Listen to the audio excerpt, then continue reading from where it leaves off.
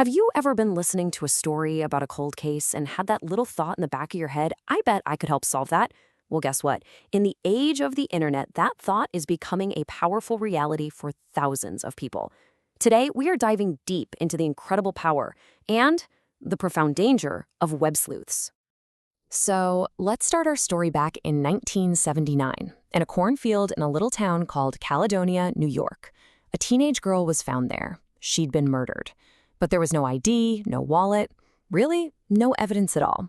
So she was given a placeholder name, Caledonia Jane Doe, or as she came to be known, Callie Doe. The case went cold, and I mean fast. The lead officer, a guy named John York, chased down over 10,000 leads. Can you imagine? They interviewed serial killers, including Henry Lee Lucas, who, falsely confessed to everything. They tested hundreds of guns, but every single path just led to a dead end. For decades, her gravestone simply said, unidentified girl. So while the official investigation was basically stalled, a totally new kind of investigation was just starting to bubble up online. On this popular forum called Web Sleuths, a whole community of dedicated amateurs decided, you know what, let's take a fresh look at the case of Callie Doe. And this wasn't just, random people throwing out wild theories. No, this was a methodical, collaborative effort. They created this master thread that had every single known detail. A really talented artist, Carl Kopelman, drew a new portrait that was so lifelike, it just gave her a presence, a human spark. They even dug into the forensic reports and discovered that pollen on her clothes suggested she'd traveled from somewhere warmer, like Florida or California. And then a new piece of the puzzle just appeared. A profile for a missing girl named Tammy Joe Alexander popped up on a national database. Carl Kopelman, the artist, saw that new profile, and the resemblance was just uncanny. He immediately called law enforcement. A DNA test was ordered comparing Callie Doe's remains to DNA from Tammy's half-sister, and it was match. After 36 years, the unidentified girl in the cornfield had her name back. She was Tammy Joe Alexander. An incredible victory for the web sleuth, and of course, a very bittersweet closure for a family who never ever knew what happened to their sister. So, the Callie Doe case, that wasn't just a one-off miracle. It's actually part of this growing phenomenon where ordinary people are getting these extraordinary results. So the question is, how? How are they actually doing it? Well, the key is something called open source intelligence, or OSINT for short. It's basically the art of finding, collecting, and analyzing data from public sources. We're talking social media profiles, public records, news articles, forum posts, literally anything that's out there for the public to see. These amateur sleuths are absolute masters at connecting dots that are scattered all across the open internet. And this is not a new thing, not at all.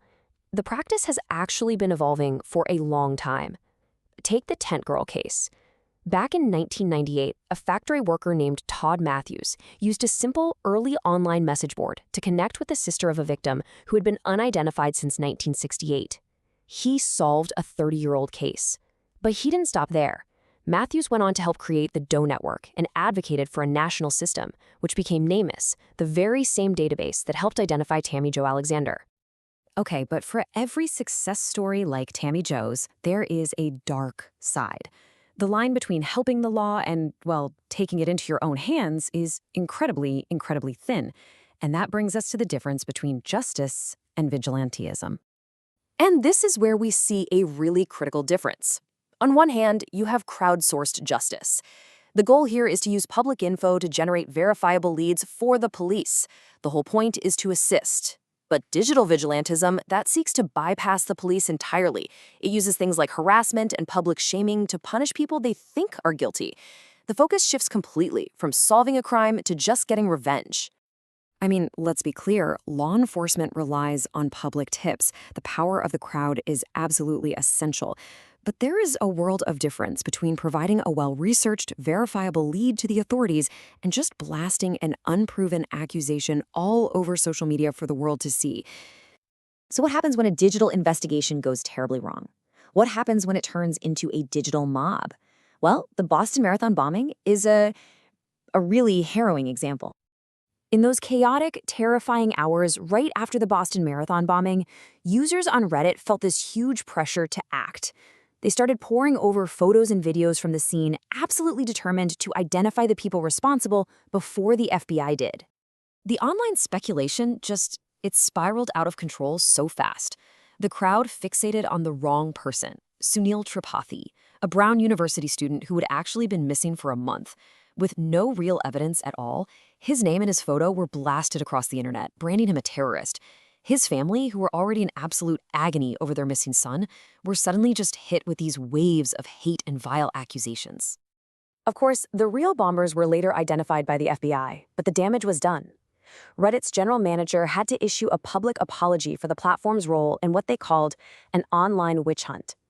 It's just a devastating reminder that on the internet, you can't unring a bell. But what about a case that truly blurs the line? A case where the methods are definitely wrong, but the outcome, well, it feels right? This brings us to the Steubenville case, which forces us to ask some really, really difficult questions. So back in 2012, in Steubenville, Ohio, a teenage girl was sexually assaulted by high school football players. And the horrific crime was actually documented and joked about on social media. When it looked like the whole thing might get covered up, a hacktivist group decided to step in. A hacker who went by K Anonymous, whose real name is Derek Lawstuder, illegally broke into a website that was dedicated to the football team. He leaked videos and other evidence that brought national attention to the case, and that attention ultimately led to the convictions of 2 of the perpetrators.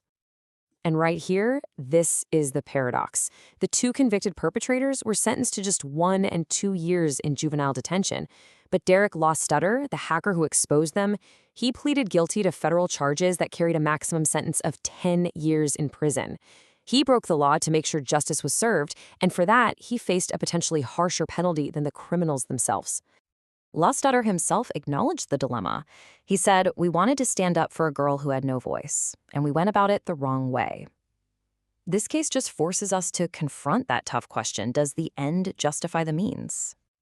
So this all leaves us with a really critical question. With all this power and all this risk, is there a better way? Can we actually harness the energy of the crowd without unleashing the danger of the mob? Well, there might be. It's called Forensic Genetic Genealogy. This incredible new tool combines DNA science with those massive databases that have been created by consumer DNA companies, like Ancestry and 23andMe. It is quickly becoming the gold standard for solving cold cases. And the process itself is pretty brilliant. Investigators take DNA from a crime scene. They upload it to these public genealogy sites, and they find distant relatives of the unknown person.